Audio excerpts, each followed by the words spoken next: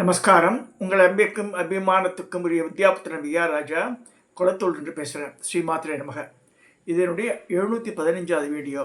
இந்த வீடியோவில் நம்ம என்ன பார்க்க போகிறோம்னா, லலிதா சஹஸ்ரநாமத்தினுடைய ராமாவளியினுடைய அந்த மீனிங், அந்த பாஷ்யத்தை பார்க்க போகிறோம்.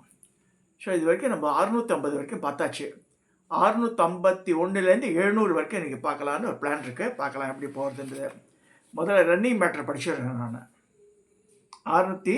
651லேருந்து நான் just I am going to read.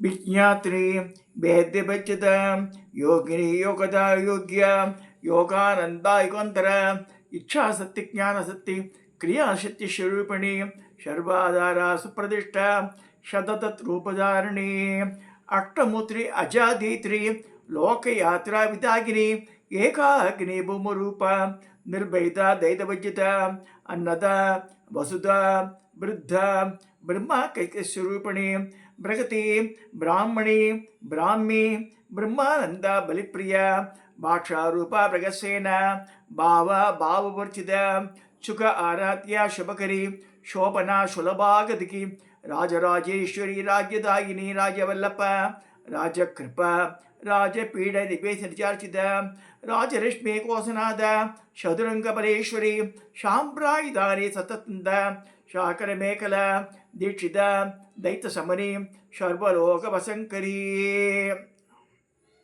सर्वातत्री Savitri Satyananda ரூபிணி.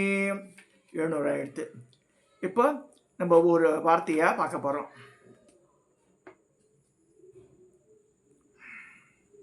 விஜ்ஞாத்ரி விசேஷமான அறிவோடு கூடியவள், அறிய முடியாத ஸ்வரூபத்துடன் கூடியவள், ஒவ்வொரு ஜீவனுக்குள்ளும் விஜயானாத்மாக இருந்து அறிவூட்டுபவள் தேவி.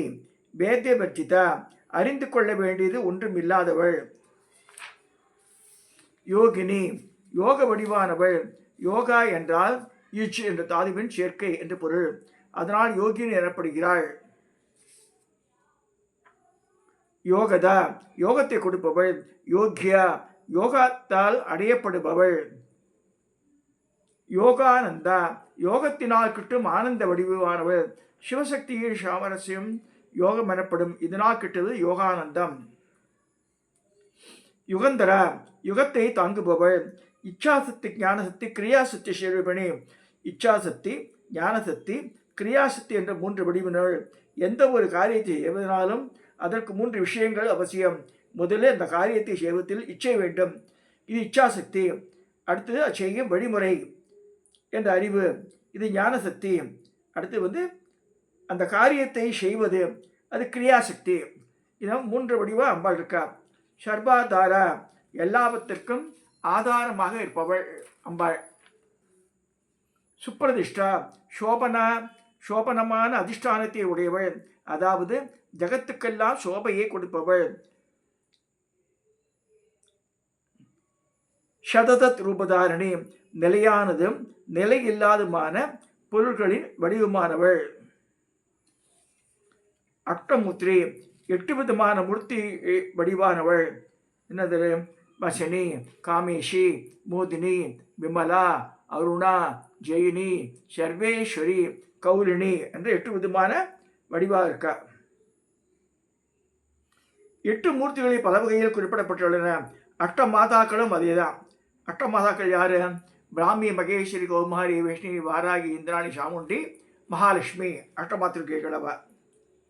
8 சிவ வடிவங்கள், பிரகிருத்தியின் 8 வங்கங்கள், லட்சுமி முதலிய தேவியின் 8 வடிவங்கள். இதெல்லாம் அஷ்டமூர்த்தி வடிவங்கள் சொல்லிருக்கு. அஜாதீத்ரி அவித்தியை வென்றவள். லோகயாத்தா விதாகினி உலகத்தின் தொடர்ந்த பிரயாணத்தை நடத்துபவள். ஏகாகினி தனித்து நிற்பவள். பூமரூபா அனைத்துமாக இருப்பவள். நிர்பயிதா இரண்டற்றவள். தைத பாவம் இல்லாதவள். தைதவஜிதா துவைதம் என்பது அதாவது இரண்டாவதான ஒன்று இருக்கும் பாவம் நீங்கியவள். முந்தைய நாமாவில் சொல்லிய கருத்தையே இன்னும் கொஞ்சம் திருடமாக தெளிவாக கூறப்படுகிறது இங்க. அன்னதா ஜகத் முழுவதுக்கும் உணவளிப்பவள் அன்னபூர்ணி. வசுதா எல்லோருக்கும் செல்வத்தை அளிப்பவள். வசு என்ற பதற்கு தனம், ரத்னம், தங்கம் என்று பொருள். அதெல்லாம் அம்பாள் தான் தரா. பிருத்தா, வயதில் முறிந்தவள். இதில் விருத்தாச்சலத்தில் போன விருத்தாம்பிகை, பாலாம்பிகை 2 அம்பாள் இருப்பாள் அந்த கோவிலில். இந்த பழமலைநாதர், விருத்தகிரீஸ்வரர், விருத்தாம்பிகை, பாலாம்பிகை 2 அம்பாள். ஸோ அந்த விருத்த ரூபமாக இருக்கா. பிரம்மாக்க ஸ்வரூபிணி, பிரம்மமும் ஆத்மாவும் ஒன்றாகக்கூடிய வடிவங்கள். பிரகதி, பேருருவம் கொண்டவள். பிராமணி, அந்தன பெண்ணாக வருவாள். கருமாரியம்மனை சொல்லும்போது கூட அந்தன பெண் உருவெடுத்து வந்தாள் இருக்காரு. அந்தணன் யார்? ஜமதக்னி, அவரோட பொண்டாட்டி அவரா சொல்லிருக்கு. பிராமணி என்ற சொல்லுக்கு விஸ்வகோசத்தில் பிராமணஸ்திரீ என்ற வகை, பிராமணஸ்திரீ ஒரு வகை மூலிகை, ஞானம் என்றெல்லாம் பொருள்கள் சொல்லப்பட்டிருக்கிறது. பிராமி, பிரம்மாவின் பத்னியான சரஸ்வதியாக இருக்க. பிரம்மானந்தா, பிரம்மானந்த வடிமானவள், பிரம்மத்தையே தனக்கு ஆனந்தமாய் உடையவள். பலிப்பிரியா, பலசாலிகளிடத்தில் பிரியமுள்ளவள். வீரமக்கள் பிரியம் இருக்க அம்பாளுக்கு. பாக்ஷாரூபா, மொழிகளின் வடிவாக இருப்பவள். பிரகசேனா, அபாரமான சேனைகளை உடையவள். பாவா, பாவவர்த்திதா, பாவமும் அபாவமும் இல்லாதவள். உற்பத்தி விநாசம் 2 மற்றவள். பாவம் என்றால் இருக்கும் நிலை, அபாவம் என்றால் இல்லாத நிலை, 2மே அவர் இருக்கா. சுகாராத்தியா, சுகமாக, அதை சுலபமாக வெளிப்படையும். அம்பாள் பூஜையில் வேத்து விருபத்து அப்படிலாம் இருக்கக்கூடாது. நல்ல சௌக்கியமாக உட்காந்துட்டு உடம்பெல்லாம் நல்ல வாசனை திரவியெல்லாம் பூசிட்டு சௌக்கியமாக நல்ல திண்டில் உட்காந்துட்டு பூஜை பண்ணணும். ரொம்ப கஷ்டப்பட்டெல்லாம் பூஜை பண்ணக்கூடாது அம்பாள் பூஜையை. சுபகரி, பக்தர்களுக்கு மங்களத்தையே செய்பவள். சோபனா, சுலபாக்கிறதுக்கு உயர்ந்த மங்களகரமான இலக்காக இருப்பவள். ராஜராஜேஸ்வரி, ராஜராஜருக்கெல்லாம் ஈஸ்வரி. ராஜதாயினி, ராஜ்யத்தை கொடுப்பவள். ராஜ்யவல்லப்பா, ஆட்சியில் ஈடுபட்டவள், திறமை உள்ளவள் அர்த்தம் ராஜ்யவல்லபாக்கு. ராஜகிருப்பா, கருணையே வடிவாக பிரகாசிப்பவள். அன்னை வடிவானால் கருணையை உருவதாக ஐதீகம். ராஜபீட நிவேசித்த, ராஜபீட நிவேசித நிஜாட்சித, தன்னை அண்டியவர்களை அரசு பீடத்தில் அமர்த்துவாள் அம்பாள், அதுக்காக சொல்லியிருக்குது. ராஜலட்சுமி, ராஜலட்சுமி வடிவாக இருப்பவள். கோஷநாத, பொக்கிஷத்திற்கு அதிகாரி. சதுரங்க பலேஸ்வரி, 4 படைகளின் தலைவியாக இருக்கா. சாம்பிராயதாயினி, பக்தர்களுக்கு சாம்ராஜ்யத்தை கொடுப்பவள். சத்யசந்தா, மீற முடியாத பிரகதியையும் மரியாதையை உடையவள். அம்பாளுடைய பிரதிஜைகள், வரையறுக்கப்பட்ட மரியாதைகள் யாராலும் மீற முடியாதவை.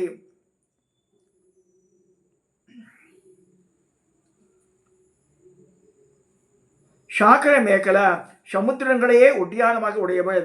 தீட்சிதா, ஞானத்தை அடையும்படியும் செய்பவள். தைத்த சமனி, அசுரர்களை அடக்கியவள்.